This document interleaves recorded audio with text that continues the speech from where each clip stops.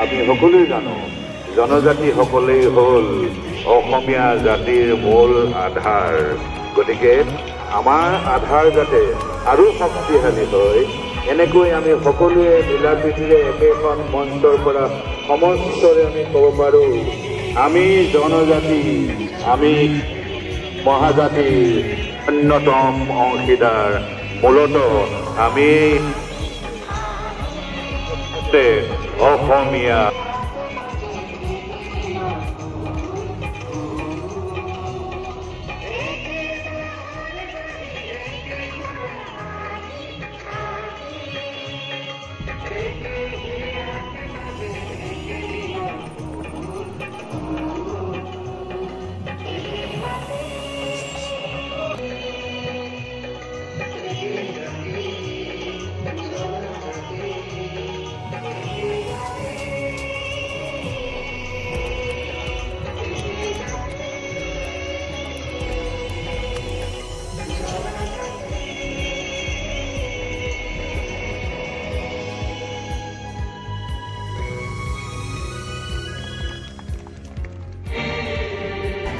কৰণীয় কামখিনি আমি কৰিলোঁ।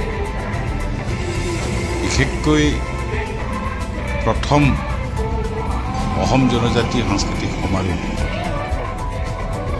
অসম জনজাতি সাংস্কৃতিক মহাসভাৰ উদ্যোগত অনুষ্ঠিত হোৱা এই সমাৰোহ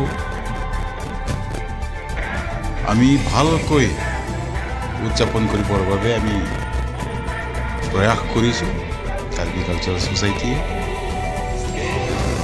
আমাৰ এই অসম জনজাতি সাংস্কৃতিক মহাসভাৰ উদ্যোগত অনুষ্ঠিত হোৱা প্ৰথম এই অসম জনজাতি সাংস্কৃতিক সমাৰোহৰ লগত সংগতি ৰাখি কাৰ্বি কালচাৰেল ছ'চাইটিৰ সহযোগত বিশেষকৈ আমি কাম আগবাঢ়িছোঁ। এই ক্ষেত্ৰত আমি ক'ব খুজিছোঁ যে অসমত বাস কৰা আমাৰ জনজাতিসকলৰ বহুতেই নিজৰ কৃষ্টি সংস্কৃতি হেৰুৱাই পেলাইছে। গতিকে আমি যদি এক হওঁ তেতিয়াহ'লে যি জনজাতিয়ে নিজৰ কৃষ্টি সংস্কৃতি হেৰুৱাইছে আমি পুনৰুদ্ধাৰৰ স্বাৰ্থত আমি একেলগে কাম কৰি যাব পাৰিম বুলি আমি আশাবাদী। ৰলাংচলৈ আমি আহিলোঁ। ইয়াত অসম জনজাতি সাংস্কৃতিক মহাসভাৰ এটা সাংস্কৃতিক সমাৰোহ 3দিনীয়া কাৰ্যসূচীৰে কৰা হৈছে। এইটো আমাৰ এই সংগঠনৰ প্ৰথম কাৰ্যসূচী, প্ৰথম সাংস্কৃতিক সমাৰোহ। আৰু এই সাংস্কৃতিক সমাৰোহ উদ্দেশ্য হৈছে আমাৰ অসমৰ জনজাতিসকলৰ বৰ্ণাঢ্য সংস্কৃতি আমাৰ আছে।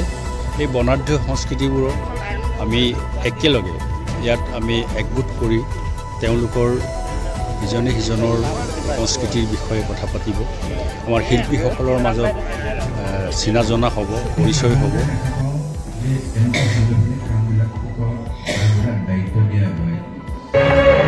দুটি ৰং ইয়াতে সন্নিৱিষ্ট কৰা হৈছে।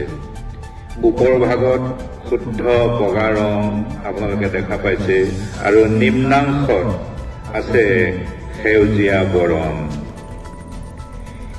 এই দুয়োটি ৰঙৰ মাজত আপোনালোকে দেখা পাইছে এটি প্ৰতীক চিহ্ন। এই প্ৰতীক চিহ্নত আমাৰ জনজাতিসকলৰ যি পৰিচয় এই পৰিচয়ও তাত সংক্ষিপ্ত ৰূপত প্ৰতীকী ৰূপত দাঙি ধৰিবলৈ যত্ন কৰা হৈছে। আমি জনজাতি, আমি মহাজাতিৰ অন্যতম অংশীদাৰ। মূলতঃ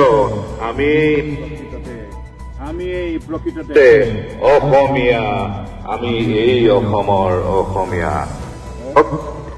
আপোনালোক সকলোৰে সহযোগত আমি এই দিশেৰে ধাৱমান হওঁ আৰু জনজাতিসকলৰ জৰিয়তে অসমখনক, অসমীয়া ৰাইজক আমি সমৃদ্ধ কৰোঁ। সাংস্কৃতিক প্ৰেমীৰে জয়তে মই পুনৰ আপোনালোক সকলোলৈকে সাংস্কৃতিক অভিনন্দন জ্ঞাপন কৰিছোঁ। সঁচাকৈ আজি এই দিনটোত অসম জনজাতিসকলৰ বাবে এক মুহূৰ্তৰ দিন বুলি মই ভাবোঁ, গুৰুত্বপূৰ্ণ দিন বুলি মই ভাবোঁ। যিহেতু অসমত বাস কৰা জনজাতি কৃষ্টি সংস্কৃতিৰ আগবঢ়াই নিয়াৰ স্বাৰ্থত অসম জন সাংস্কৃতিক মহাসভা জন্ম হৈছে।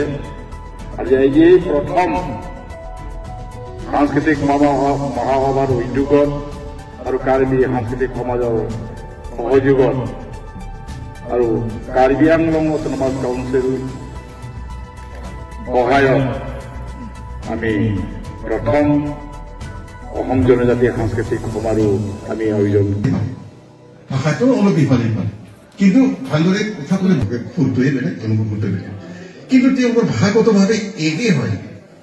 যেনে এটা উদাহৰণ দিওঁ, এই যে দাও দাও বোলে চৰাইটো কয় দাও, তেওঁলোকে দাও কয়, মানে সেই যিটো ফ্ৰুট ফল ঠাই বুলি কয়, ঠাই বুলি কয়।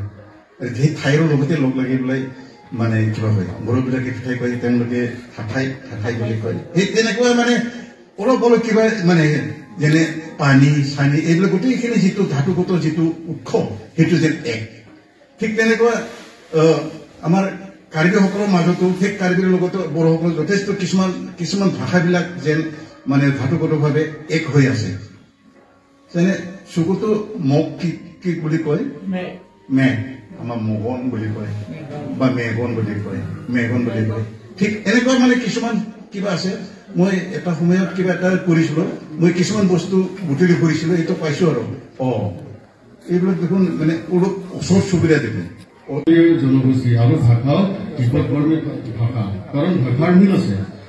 এতিয়া কাৰ্বিত না ইউ প্ৰনাউনটো, বড়োত নং, ডিমাছাত নিং, চাইনিজত নি, খবৰ ভালনে নি হাও মা তেনেকে কয় তেওঁলোকে, নি হাও মা নি, তেনেকৈ তিৱাসকলেও না বুলি কয়।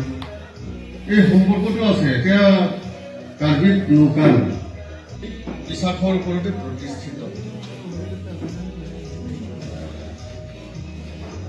উদাহৰণস্বৰূপে তেওঁলোকৰ মাজত সৰ্বদা বিৰাজমান চিৰপিনন্দীয়া উৎসৱসমূহ যেনে বড়োসকলৰ বৈশাগু, খেৰাই, বাথৌ পূজা, কাৰ্বিসকলৰ ঋতুচুংগী, বতৰ বিহু, ভাষা বিকান, দুমনি ঠিকান, মিচিংসকলৰ আলি আই লিগাং, ঐনিতম, তিৱাসকলৰ লাংখন, ৰাভাসকলৰ বাইথু, গাৰোসকলৰ বাগালা, বংশীসকলৰ বহুত আছে। তেনেকৈ মই উল্লেখ কৰিব নিবিচাৰো।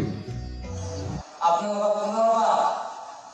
কাৰ্বি আংলং ৰাইজৰ হৈ, ৱেষ্ট কাৰ্বি আংলং আৰু ইষ্ট কাৰ্বি আংলং ৰাইজৰ হৈ মই আন্তৰিক অভিনন্দন জনাইছো আৰু কাৰণক নমস্কাৰ, বিদায়, খুলুমবাই, সেৱা সকলোৱে মই দিছোঁ।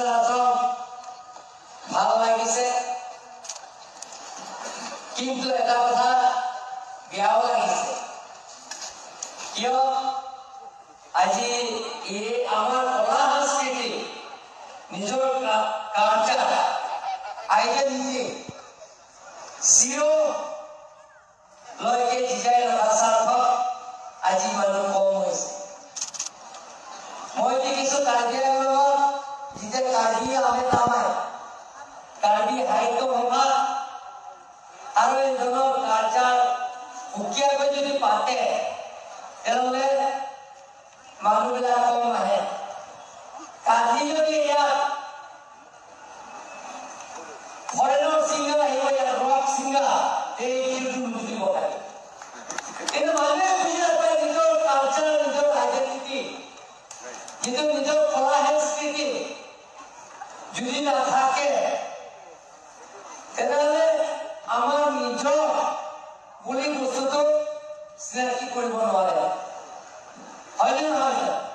আজি অকলে কলা সংস্কৃতি জীয়াই ৰখা স্বাৰ্থৰে আজি কাৰ্বি আংলঙত আপোনালোকে ইতিহাসটো চাওক, কাৰ্বি আংলঙৰ পৰিস্থিতি চাওক, কাৰ্বি আংলঙৰ ইতিহাস কিহৰ কাৰণে প্ৰথম অলগেষ্ট এণ্ড লাৰ্জেষ্ট হিষ্টৰিচিক আমাক দিছে। কিহৰ কাৰণে দিছে? যে কাৰ্বিসকলৰ নিজৰ কলা সংস্কৃতি আছে, নিজৰ ভাষা আছে, নিজৰ কালচাৰ আছে, নিজৰ তেওঁলোকৰ পৰম্পৰীৰ পৰা অহা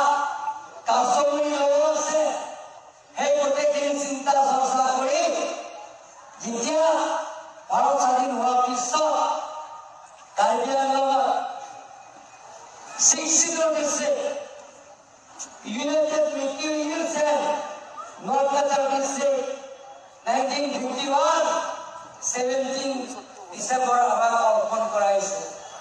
ইয়াৰ দিয়া হৈছে কাৰ্বিবিলাক নিজৰ সংস্কৃতি, নিজৰ কালচাৰ, নিজৰ ভাষা আৰু নিজৰ তেওঁলোকৰ গোটেইখিনি আছে। এইধৰণৰ আমি অসমৰ ৰাইজক আৰু ভাৰতৰ ৰাইজৰ পৃথিৱী দৰবাৰলৈকে জয় লাগে আমি জনাব লাগিব যে আমাৰ জনজাতিবিলাকক ট্ৰাইবেলবিলাকক নিজৰ কলা সংস্কৃতি স্বতন্ত্ৰ হিচাপে ইণ্ডিপেণ্ডেণ্ট হিচাপে আমি আছে বুলি আমি চিনাকি কৰিব লাগিব। আমি পিছত লৈ যাব লাগিব। আজি ভাল লাগে ইয়াত কাৰ্বিৰ লগতে বড়ো আছে, মিচিং আছে, তিৱা আছে আৰু দেউৰী আছে, সোণোৱাল আছে, মেচ কছাৰী আছে, আহোম আছে, হাজং আছে, ৰাভা আছে, বেলেগ বেলেগ জনগোষ্ঠী ইয়াত আছে। গতিকে আমি এটাই চিন্তা ৰাখিব লাগে আমাৰ কাৰ্যাটো বহুত ওপৰত জনজাতিবিলাকক বিয়া চকু চালে আমি সেইটো হজম কৰিব নোৱাৰে, হয় নহয়? আমাৰ কলা সাংস্কৃতিক কাৰণ হ'ব। গতিকে ইয়াত আজি প্ৰথমবাৰ ইয়াত ট্ৰাইবেল জনজাতি কলা সাংস্কৃতিক যেতিয়া ইয়াত আয়োজন কৰা হৈছে কলা সাংস্কৃতিক ইয়াত আমি যিটো আমি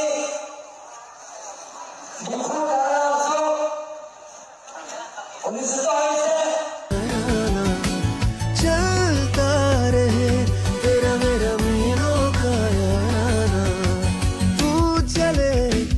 करोड़ों दिलों में करके घर स्प्लेंडर तय कर रहा है याराना मीलों का हीरो स्प्लेंडर याराना।